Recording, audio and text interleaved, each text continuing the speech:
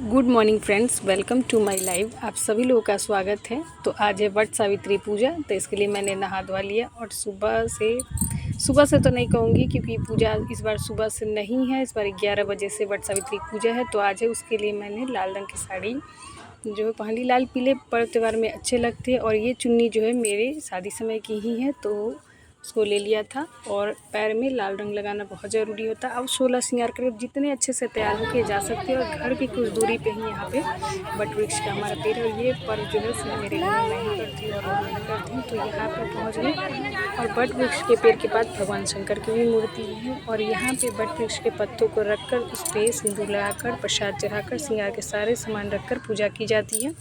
और पूजा करने के बाद जो पंखे होते हैं उसको वट वृक्ष में ही के पास रख दिया था। और उसके बाद धागा जो है वो लपेटा जाता है। धागा है वट वृक्ष में कम से कम 108 बार लपेटा जाता है। लेकिन जो लोग 108 बार नहीं लपेट सकते हो, 11 बार 21 बार अपनी क्षमताओं के अनुसार आप लपेट सकते हैं और फेरा दे सकते हैं। और ये जो है हर सुहागिन महिला करती है पर्व। और इसमें जितना हो सके सज धज के, कहते हैं कि 16 श्रृंगार करके ही व्रत होता है।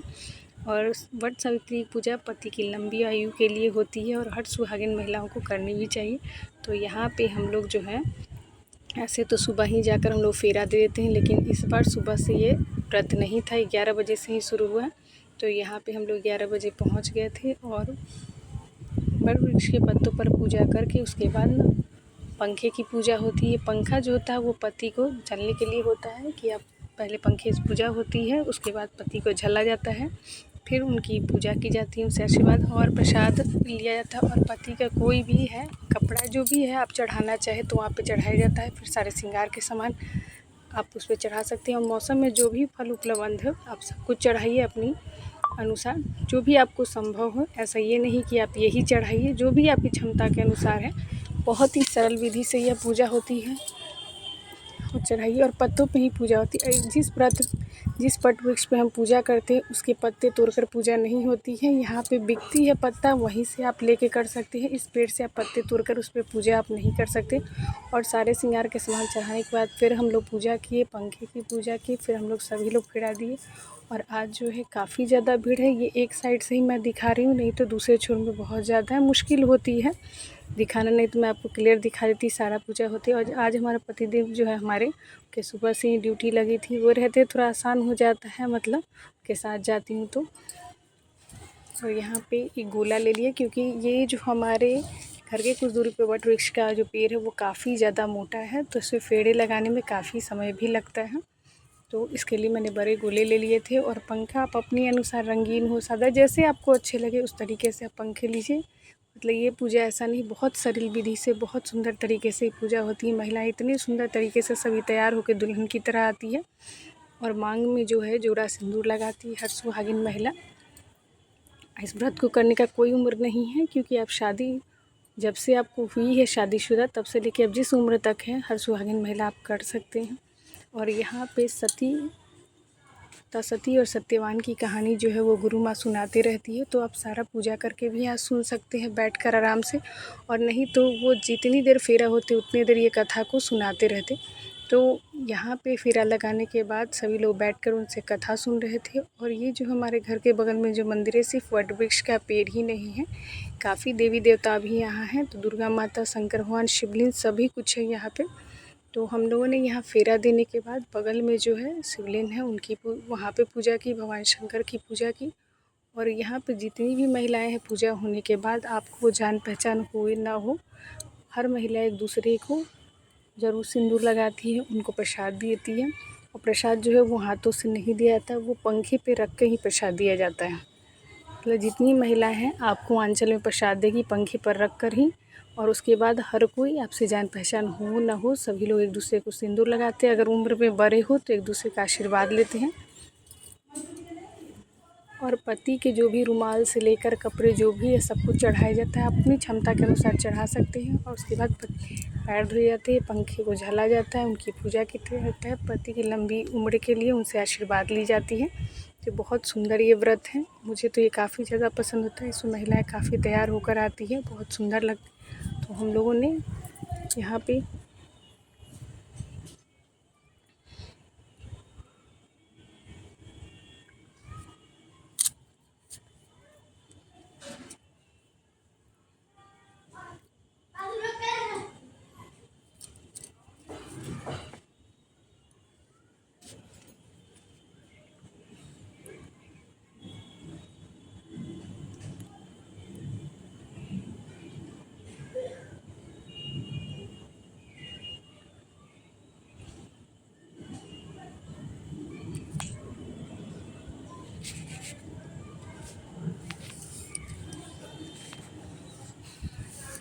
बट वृक्ष पूजा होने के बाद बट वृक्ष को पेड़ को पंखे झले जाते हैं, उनके पैर दबाए जाता है, पति स्वरूप मानकर पूजा की जाती है।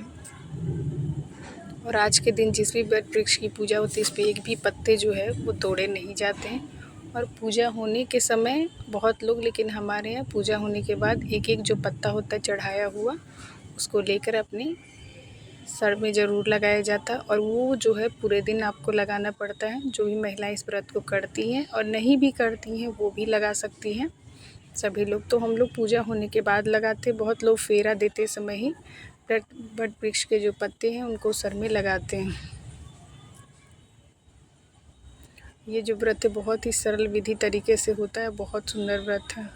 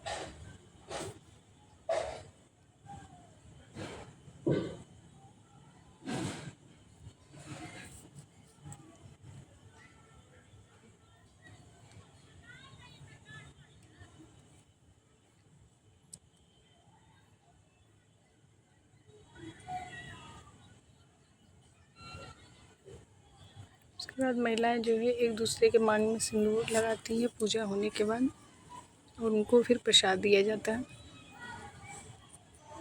तो हम लोग सभी ने एक दूसरे के जो है मांग में सिंदूर लगा दी। इस व्रत में न जोड़ुआ मांग ही सिंदूर ही लगाया जाता है। सभी को पंखे पे रख कर ही प्रसाद दिया जाता है। जो भी बड़ा हो उसके पैर छुए जाते हैं, उनसे आशीर्वाद ली जाती है।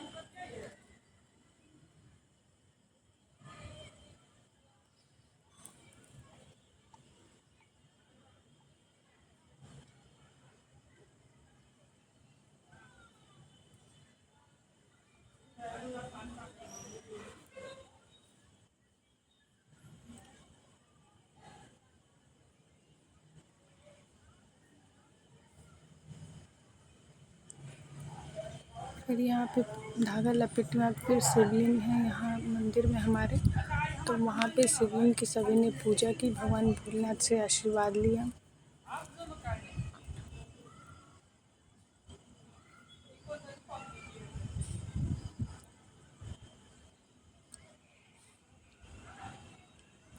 ये बट वृक्ष का पौधा जो है यहाँ काफ़ी बड़ा है इसका, तो यहाँ पे आप आराम से बैठकर कथा सुन सकते हैं। तो सभी ने यहाँ पे एक एक जो पत्ते हैं पूजा होने के बाद सभी ने सर में लगाए।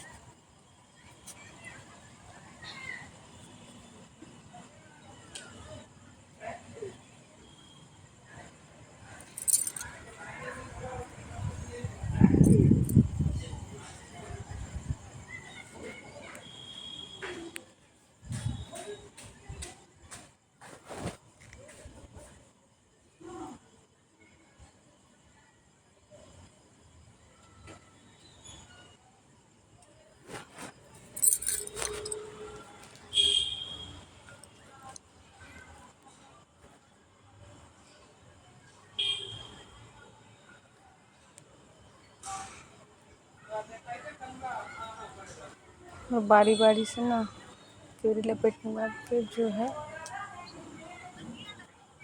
पूजा की जाती है, सती और सत्यवान की कथा सुनी जाती है। और इस व्रत में जो कथा है, जो कैसे माता सती ने अपने पति के प्राण यमराज से वापस लेकर आए थे, तभी जाके ये व्रत किया, तब से ही ये व्रत है सुहागिन महिला करती है। इसकी कहानी भी बहुत ही सुंदर है।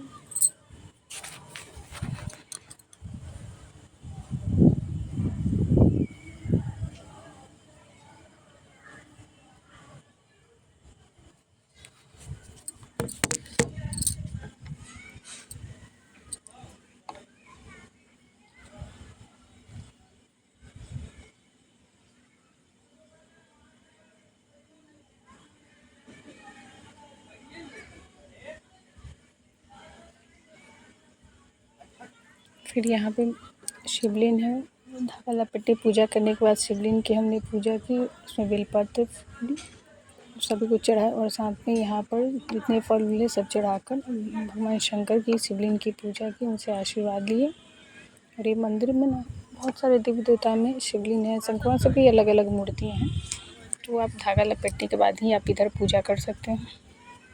पूजा करके फिर यहाँ पे पंखे भी यहाँ पे चढ़ाए जाते हैं, यहाँ भी आशीर्वाद, तो मैंने यहाँ भी पूजा कर ली।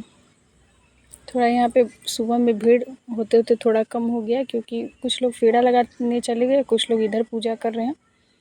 तो भीड़ जो है थोड़ी कम हो गई और महिलाएं जो यहाँ पे के जो है थोड़ी मांगों में सिंदूर लगाए थे। हमारे यहाँ इसको जुड़वा मांग बोलते हैं। तो यहाँ सबसे अच्छी बात मुझे लगती है कि आपकी जान पहचान हो ना हो, सभी एक दूसरे को सिंदूर लगाते हैं। बहुत प्यार से लगाते हैं, ऐसा नहीं है कि हर किसी को बोलते लगाते हैं। उसके बाद सभी को आंचल में प्रसाद दिया जाता है, पंखे पर रख के, हाथों से नहीं। तो ये चीज़ें जो है बहुत अच्छा लगता है कि आपकी जान पहचान है, कोई आपका यहाँ रिश्तेदार नहीं, फिर भी सभी एक दूसरे के साथ मिलकर खूब अच्छे से पूजा करते हैं।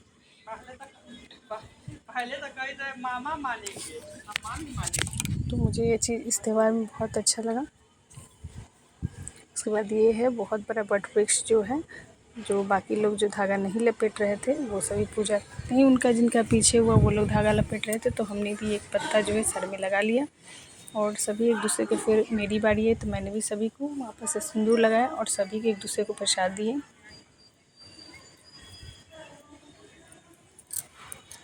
और यही विधि और कथा जो है